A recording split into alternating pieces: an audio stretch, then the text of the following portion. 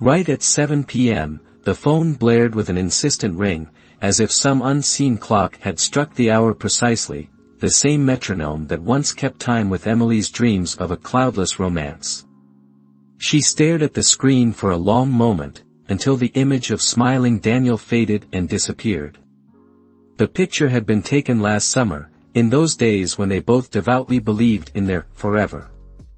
Now, that smile seemed like a mocking reproach to betrayed hope. Outside, the October evening smoldered, yellow leaves, driven by a gusty wind, whirled frantically around the yard, resembling the chaotic thoughts in Emily's mind. The old apple tree by the fence continued to drop its last fruits, and each dull thud of a fallen apple echoed with a throbbing pain in her temples. A voice barely pierced through the layer of apathy, dinner. But Emily only burrowed deeper into the old, worn blanket. It smelled of home, childhood, and that simplicity that once seemed unshakable. The phone came to life a second time. This time, it was a text message: "I need to know you're okay. You know how worried I am." For a few moments, her fingers froze above the screen. Daniel had always known how to choose the right words. He knew it then, a year ago, when he first asked Emily out, and later, when he comforted her after an argument with her best friend. But all of this suddenly flooded back into her memory, causing Emily to shake her head, as if she wanted to shake out the unwanted images. Careful, came a knock at the door. "Honey, I made some borscht, your favorite," her mother said cautiously, as if afraid to frighten a fragile bird. Garlic buns exhaled the fragrance of fresh farmers' market products. Emily wanted to shout, "Mom, do you really think borscht can mend a broken heart?" But instead, she remained silent, examining the network of cracks on the ceiling. In one place, she saw the shape of a river, in another, a shattered mirror. "Nina, leave her alone," came her father's muffled voice, strained with fatigue. "Let her be alone if that's what she wants." The creak of the stairs faded, and downstairs, her parents' voices discussed their anxiety in hushed tones. "Nina, maybe we should take her to the hospital," her father suggested. "Victor, what are you saying? What will people think?" "I'll take her to Granny Martha, she'll do a reversal spell, a real reversal spell. This is the 21st century." In her mother's words, there was a mixture of superstition and fear. The phone buzzed again, and Emily answered only to put an end to the agonizing torment. "Baby," Daniel's soft intonation flowed like honey over a sharp blade, "I miss you so much. You know, I walked past that coffee shop today, you remember, where we first." "Please stop." Her own voice sounded foreign, as if coming through cracked film. "But I just want to talk. Can't we still be friends after everything we've been through?" Each of his phrases, precise and faultless, struck at the weak spots in her soul, and he knew about these wounds, because he himself had once inflicted them. "By the way, I ran into Ashley today," he added casually. "She said hi, asked why you disappeared from social media." Emily abruptly hung up and threw the phone onto the bed. Ashley, once her best friend, and now, it seemed, coincidentally, crossing paths with Daniel.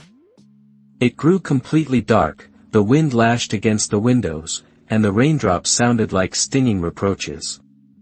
In the distance, a dog howled mournfully, as if lamenting irretrievable losses. The door creaked open, her father appeared in the doorway, tall, gray-haired, with eyes reddened by strain. He sat on the edge of the bed. "Your mother and I were thinking, there's a granny in the next town, they say she can cure the evil eye," and curses. Emily smiled weakly. It was bitter, like wormwood, to see his despair. A down-to-earth, rational father now ready to turn to village healers. "Dad, it's not the evil eye," she replied quietly. "It's just life." He was silent, then sighed heavily, touching her shoulder with a warm, familiar hand, the same hand that taught Emily to ride a bike many years ago. "You know," he said, sometimes the hardest thing isn't falling, but knowing how to get up after you fall. Emily remained silent, looking out the window, where a street lamp illuminated the deserted, wet road. The drops ran down the glass, merging into a pattern that resembled tears, of which she had none left. They had dried up a month ago, giving way to a cold emptiness. On Saturday, her father finally drove her to the old woman. The wrinkled crone waved a candle around Emily for a long time, muttered unintelligible words, and sprinkled her with holy water. Emily sat like a doll, motionless, and only once felt tears, against her will, flow down her cheeks, for the first time in many weeks. "We need to charm him away," the old woman kept saying. Returning home, Emily, for the first time in a long time, approached the window. The reflection showed a haggard face, gaunt cheekbones, a detached gaze. It flashed through her mind, "It's not me, but someone else looking at me." The phone vibrated, but Emily paid no attention to it. The day slid by in a fog of indifference, like a ship without sails, drifting along a senseless route. She sat by the window, mechanically running her fingers over an old rosary with worn wooden beads. Their quiet tapping lulled her, comforted her, reminding her of a heartbeat. And suddenly Emily's gaze caught sight of an unfamiliar girl in a linen dress on the street. Her blonde hair was gathered in a careless braid, and nearby, almost silently, a huge black cat was gliding. Strange, thought Emily, everyone in our town has known each other for a long time, but I've never seen her before. The stranger, reaching the fence, looked up, her gray, deep eyes, like the sky at dawn, met Emily's. And at that moment, something stirred in her chest, as if an invisible string responded to a long-forgotten sound. "I'm Willow." "And this is Shadow," said the girl, and the cat nodded grandly, confirming her words. Emily didn't notice how she ended up barefoot on the porch. Her mother, looking out of the kitchen, froze with a towel in her hands.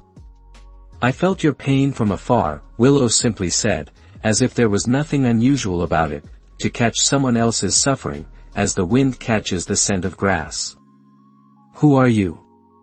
What do you want?" her mother asked cautiously. Willow's movements were smooth and quiet, as if she were slowly leading a dance. "I am the one who helps find lost joy," the stranger replied with a warm smile, and the fine lines around her eyes converged in welcoming rays. "And right now, your daughter needs joy especially."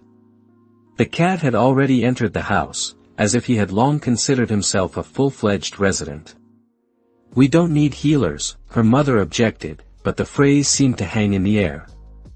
"Of course, you don't," Willow laughed softly. "You need a friend and a touch of magic." She sat down on the porch and beckoned Emily with a gesture, "Will you sit down?" It was surprisingly warm next to her. Her dress smelled strangely of dusty roads and bitter herbs, and her boots bore the marks of long wanderings. When evening came, Willow was already drinking tea with the family at the large kitchen table, telling incredible stories about the places she had been. Her father listened silently, and her mother, though frowning, continued to offer the guest cookies. Shadow settled in the living room, sprawling like a master. It seemed that even the old couch recognized his right to dominate. Emily couldn't sleep, listening to Willow's soft singing in the next room and Shadow's measured purring. The song was in an ancient, unfamiliar language. The phone, as if by magic, no longer bothered her. Perhaps the night itself had decided to give Emily such a necessary respite. Shadow's eyes, glowing against the darkness, flickered like two golden lights. The cat sat motionless at the door, like an attentive guard of someone else's sleep. For the first time in many weeks, Emily had no nightmares. In the morning, the house smelled of freshly roasted coffee, and Willow was bustling in the kitchen, stirring something in an old clay cup. Shadow watched the birds from the window. "Do you know what heals better than any herbs or spells?" Willow asked, without turning around. Children's laughter, as sincere as a spring thaw. Emily, frozen on the threshold, felt her heart clench. It seemed to her that she and children didn't get along. "I can't," she mumbled. "Of course, you can," Willow said softly, turning around, her gray eyes shining with warmth. "You've just forgotten what it's like to rejoice without looking back." At that moment, her mother came into the kitchen, and Willow casually remarked that the Sunshine Daycare Center was looking for a drawing teacher. Her mother lit up with a happy memory. "Emily is an excellent artist. She even has a diploma from art school." "That was 100 years ago," Emily whispered. "Talent doesn't rust," Willow concluded calmly. A week later, Emily was standing in a small group of preschoolers, holding a drawing album to her chest. The children looked at the new teacher with undisguised interest. A little girl with sticking out pigtails timidly touched her sleeve. "Will we draw princesses?" "No, dragons are better," shouted a freckled boy. "Can we draw unicorns?" another girl picked up. Barely 15 minutes had passed, and Emily already felt drained. Paints were everywhere, including on her own blouse. "This is hopeless," she thought wearily. But Willow only smiled comfortingly in the evening. "They are noisy and disobedient because they are alive, Emily. It's their natural energy." The days stretched into a string. In the morning, Emily got ready to go to work at the daycare center, her heart trembling at the thought of how she would once again face the mischievous and loud children. But gradually, she began to notice that their sincere laughter and unexpected questions brought her a long-forgotten warmth. One day, the quietest boy, Charlie, drew a clumsy sun and said, "It's you, because you're sad." Emily, seeing her image in the children's drawing, felt something painfully crack inside under the rays of the spring thaw. That same evening, the phone rang, and Daniel's voice, familiar down to the shivers, once again slid over her nerves. "Baby, I'm glad you found a job." "I'm now."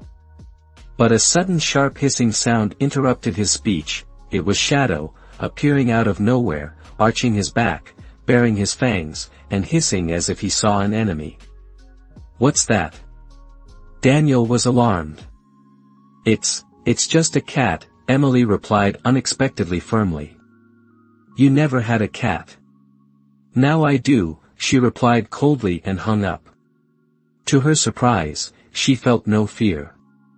Sitting down on the floor next to her black protector, Emily felt a calm determination wash over her. Already in the dark, attaching funny children's drawings to the refrigerator, she noticed that Willow was looking at her with a quiet smile. "Children's laughter really does heal," Emily admitted. "Because it is the purest form of love," Willow whispered in confirmation. At another lesson, a girl named Alice suddenly asked, "Why don't you smile more?" Emily smiled weakly in response, as if relearning this simple feeling. And the smile seemed real to her. Evening came again. Emily was sorting through a pile of children's drawings, suns, cats, wonderful purple trees. The phone rang unexpectedly, and she flinched, dropping a whole armful of sheets. "Hi, baby," Daniel's voice sounded. "I walked past our park bench, remember, where you said you loved me?" Warm memories flooded her soul like a bitter wave. Emily swallowed convulsively, trying not to burst into tears. "Baby, are you crying?" "I'm just sharing news. We're friends, remember, you yourself." At that moment, Shadow suddenly dug his claws into her hand. The pain was sharp, but sobering. Looking at the thin drops of blood that had appeared on her skin, Emily suddenly realized everything. Each of Daniel's calls was a thin thread of manipulation, with which he kept her trapped in the past. "No," she said confidently, "we are not friends and will never be. And don't you dare call me baby again. Don't call, please." With one press, she broke the connection and, trembling, lowered the phone onto the bed. Shadow immediately lay down on her lap, purring peacefully, as if he had completed an important task. The scratch, flooded with fresh blood, throbbed, but this pain seemed cleansing. Willow appeared in the doorway, pride sparkled in her gray eyes. That night, Emily slept peacefully, as if she had exhausted all her fears to the bottom.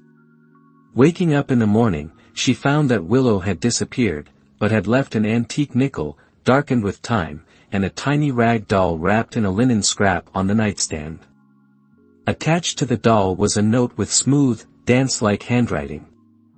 The nickel is to cut off the paths to the past. The doll is to find a new one. Don't be afraid to be yourself. Shadow knows when to return. The phone no longer burned her with nagging calls.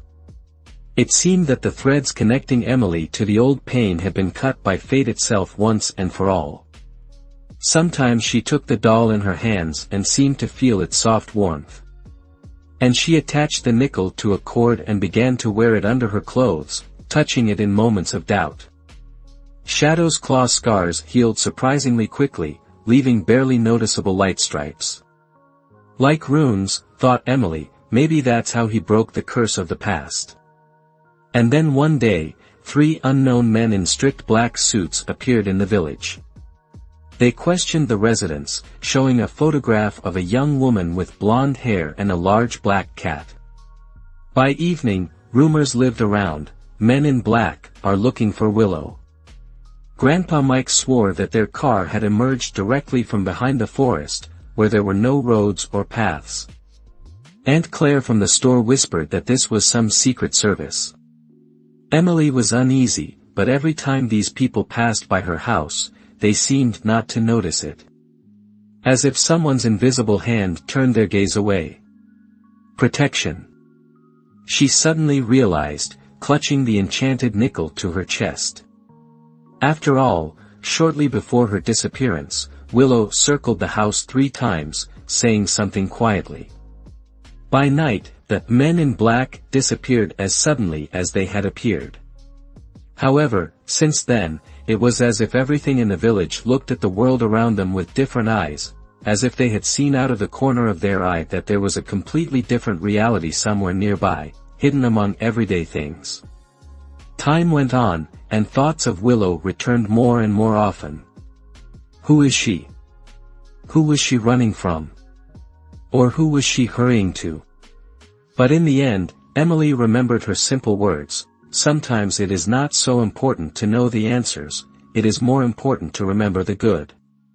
The mint bushes in their garden, planted by Willow, spread throughout the garden bed, and every warm summer evening breeze reminded Emily of the kind sorceress and her mischievous cat. The rag doll now adorned the windowsill, looking at the road with its eyes, and the nickel remained a reliable talisman under Emily's sweaters. It seemed to radiate its own warmth. Willow did not return, but she seemed to invisibly live in every sip of mint tea, in every sunbeam breaking through the clouds. And at some point, Emily realized that everything would really be fine.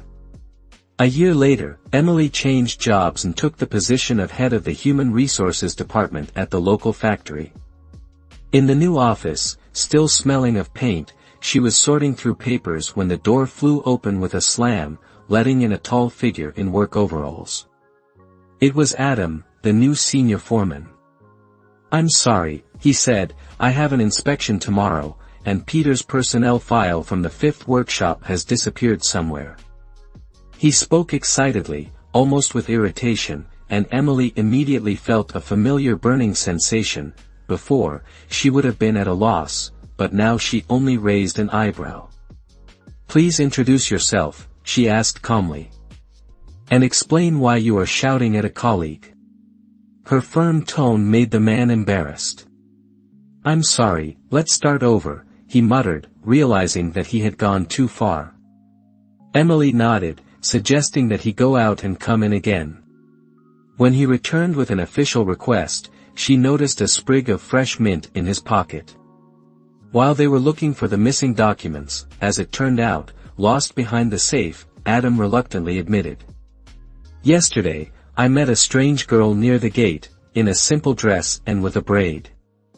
She said that I would meet my destiny, but first I would argue with her.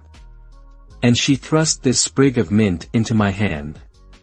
Emily felt everything tremble inside, the memory of Willow flashed like a spark. Let's make mint tea, she suggested. Maybe it will help not only find the papers, but also find common ground. Soon, the case was found, and with it, some warm understanding arose between them. Quiet conversations over a cup of mint tea imperceptibly grew into friendship, and then, as if spring itself awoke in their souls, love blossomed. Adam was not perfect, sometimes quick-tempered, sometimes forgetting important meetings, and scattering things. But next to him, Emily was calm, as if she had found a person who would not use her pain against herself. And then came the day of the modest wedding, the old gazebo by the river, entwined with grapes, her mother's tears of joy, her father in a new suit, and Alice from the daycare center solemnly scattered rose petals, solemnly pronouncing, "May you live in love." After some time, life presented a new gift. Emily was expecting a child, and when she first felt her move, her heart filled with quiet delight. "What shall we name her?" Adam asked, gently touching her stomach. "Willow," Emily answered confidently, and at that moment, a clap of thunder rumbled somewhere far away, as if the sky was supporting her choice. When the daughter was born, the night was stormy, but lightning flashed in the twilight, like a festive salute for the new miracle. Returning home from the maternity hospital, they found that Shadow, that very majestic cat, was already waiting for them on the porch. His face was touched by a light, gray hair, and next to him sat a tiny black kitten with a white mark on his chest. "Storm," Emily whispered, not knowing why this name came to her head. The kitten, hearing it, meowed approvingly as if in approval. Shadow escorted them to the nursery, carefully walked around Willow's crib, touched her hand with his cold nose, and sat down by the window, uttering a thick, guttural purr. It seemed that he was performing some kind of blessing ritual. And after a few days, he disappeared, leaving his son, heir, Storm, to protect the family. Emily snuggled against Adam's shoulder, watching the moonlight play in the kitten's fur, and thought about what an incredible pattern life is able to weave if you open yourself to kindness and magic in time. "What are you thinking about?" Adam asked. "About one story that ended," she replied, touching her lips to his shoulder, "and about a new one that is just beginning." Months passed, little Willow learned to walk and laughed merrily when Storm, following her everywhere, cleverly turned any uncertainty into a game. His breed of Shadow was more and more evident, the same majesty in posture, the same deep amber look. In the evenings, Emily sometimes went out onto the porch and, looking into the distance, thought, what if Willow, that very sorceress, walks along other roads, helping people who have lost faith in themselves? And these thoughts made her a little sad, but also light at the same time. Adam quietly followed her, hugged her and silently waited until her heart calmed down. "Mom, why am I named Willow?" the grown-up girl asked one day. And Emily, taking her daughter in her arms, told her about a stranger in a linen dress and about a cat named Shadow, about how a chance meeting can change someone's fate if there is sincere participation in it.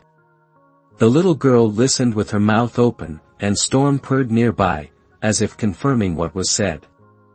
Their house was filled with warmth, laughter, the smell of pastries, concern for the most simple but such important things. But on especially moonlit nights, when the wind suddenly brought the scent of distant roads, Emily went out onto the porch and said into the void, "If anyone sees a girl with a black cat, tell them that we are always glad to see her, even for one night, even for a cup of mint tea. Let her know, in this house they remember and wait. Tell her that little Willow has learned to brew that same tea, and Storm has grown up to be a worthy son of Shadow. Tell her that we are grateful." It seemed that somewhere there, beyond the visible, a girl in a simple dress walks along a dusty road next to her black cat and smiles quietly, hearing these words brought by the night wind. After all, Sometimes the simplest magic is to come in time to those who need kindness. And so ended the story of Emily, which began with pain and ended with the acquisition of a new life, and with it, a new meaning. But she continues to live in the hearts that also once wanted to cry out from despair and hopelessness, and then suddenly met someone like an earthly angel, capable of saying, "Everything will be fine." Have you met such people, appearing as if by a wave of a magic wand, to light a light in the darkest hour? Share in the comments, your experience can support someone who is now looking for hope. And if this story touched your heart, please give it a like. This way you will help other readers find this story and, possibly, find faith in a miracle. Subscribe to our channel so you don't miss new stories about love, miracles and hope that are hidden next to us. And remember, if you suddenly notice a girl with a black cat, don't rush to consider it an accident, perhaps magic is already very close.